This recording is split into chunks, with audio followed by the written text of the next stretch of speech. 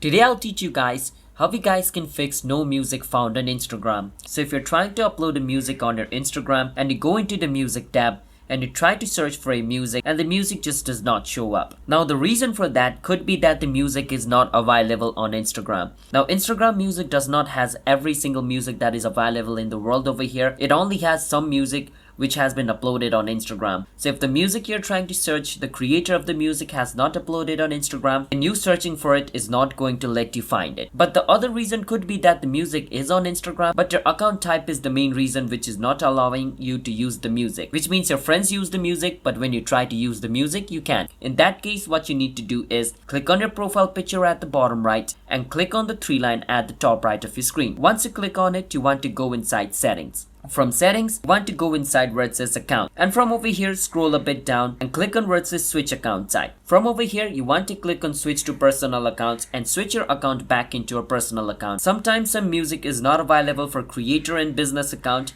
so make sure your account isn't personal, because if you have a personal account, then all the music available in Instagram you should be able to use it. So yeah, that's how you guys can fix this no music result found in Instagram story. So if you guys found our video helpful, hit the subscribe to our channel one step. I'll see you guys next time.